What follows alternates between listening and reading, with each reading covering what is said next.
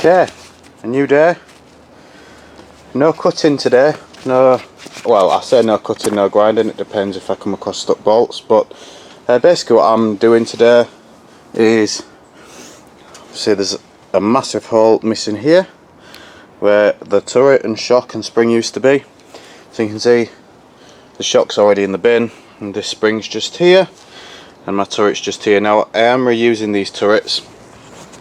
Obviously the shocks that we've got, which are just these BMAC Toughback shocks, they're a bigger shock than standard anyway, so they accomplish the required shock lift for the lift springs that we've got. So standard height turrets are all we need. These ones are in good nick, so there's no point replacing them.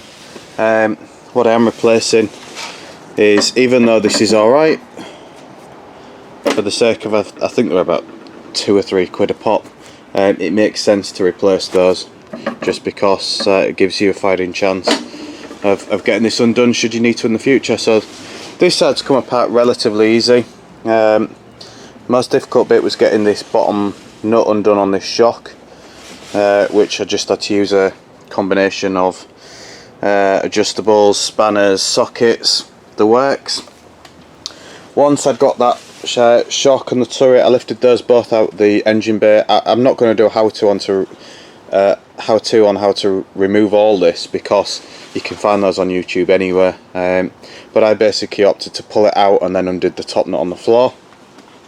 Then I put some spring compressors just on the spring with all the vehicle weights. I haven't jacked it up yet, but the spring compressors on, and then actually use the vehicle weight to get those spring compressors tight. Then I've got the world's dodgiest setup here, which is, make no bones about it, this is not the way to do it at all. But I've basically got an old style jack, a few paving slabs to raise it up, and then I managed to just get it lifted enough so that I could slot this spring out. Now I mean, the vehicle's fairly solid. I wouldn't have took this spring out if I didn't think it was safe enough, but you can see, so I did all the Corollas before. I've already painted it all grey. I'm going to quickly bang a wire brush this back, put a coat of Corollas on this, give that half an hour or so, then go over that with grey, and then I'm going to stone chip all this, because then obviously we've got all that stone chip in there, stone chip all up inside the wheel arch, and then it'll go quite nicely, so that when we put our shiny springs back in and our new shock absorber, I'm then not spraying the stone chip over the top of it. So I'm going to crack on and wire brush this down, and I'll show you when I've got it all stone chipped. So this is what I'm left with, nicely stone chipped all the way around, nice uniform black colour. Obviously I've not started painting things like the steering components all the way down, because we've got the gloss black for that, and what I'll probably end up doing is scraping the stone chip off just this section, just so that it's all the same colour. But what I also took advantage of, having the stone chip gun out and obviously having the stone chip out, is I got all this middle bit of the chassis stone chipped, so that we can be putting the seat box on here.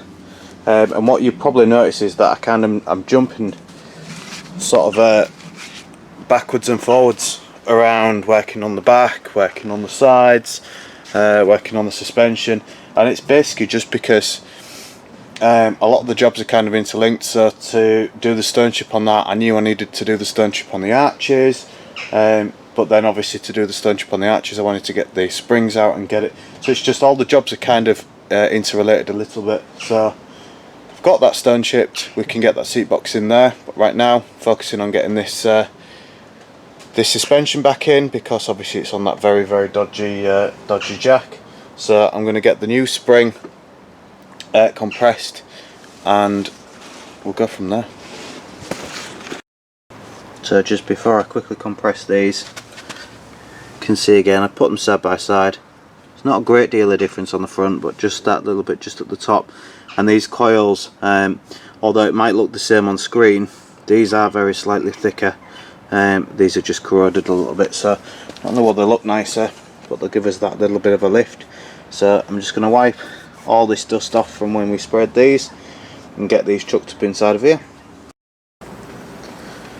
So got the new spring back in place. Managed not to disturb too much of the stone chip, got a couple of tiny bits which are just touched up, just like bits on this corner. Obviously I've got the turret mount underneath. I can now take these nuts off. When I'm putting the spring in, it was just easy just to stick a couple of nuts just on the top, just because all that did then was hold that retaining plate in place, and then obviously just remove these so that the turret can drop over on top. And one little trick that I picked up from one of the forums was this turret top, basically done as you can see in there. I've absolutely coated the inside of this with well, I mean, essentially you can choose whatever rust inhibitor you want. We use this Corolla CCI 400A. Stinks, but it leaves a lovely nice film, and this is one of those ones that releases the vapours or whatever it is. So next protocol on this is I'm going to get one of the new dampers out. I'm going to fit it to this turret, and I'm going to feed it back through from the top, and then nip it all up and tighten it, and then this side's complete.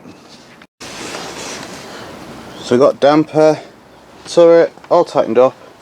It's lovely to work with new pieces because everything bolts together so easily. I know this looks a little bit untidy, but I've got some gloss black paint which we'll be painting this turret in, which is the same stuff that we're going to do the axle in. So that'll freshen that up. And if I can walk to the front, you'll just see now that the height of that back arch is very, very similar to the height of this front arch. Haven't looked down this side. Yeah, you can see, so that back arch looks really tall. I mean, don't get me wrong, there are always tall vehicles anyway, but this gap isn't quite as big as the other side. So that side's done. Now to crack on with this, and I'll show you when it's finished. So just before I bury this into a turret, and you can't see it, I thought I'd just quickly show you what shocks we're actually putting on. So obviously we've got the Terra Firma springs, which we've repainted. But I'll be honest, reading the reviews on Terra Firma shocks, I wasn't blown away. Especially, I know they're not expensive, but you can kind of put together your own kit, which is what we've done. So I got those Terra Firma springs, and then shock absorbers. We've got these, which are BMAC Toughback. These are the extended version, so they're anywhere from a 2 to a 4 inch lift. Obviously we've got the 2 inch lift on here, but I'm really impressed with the build quality on these. I mean, you can see on the ends we've got fully welded, I don't even know what you call them, mounting points, but it's the same underneath this rubber gator.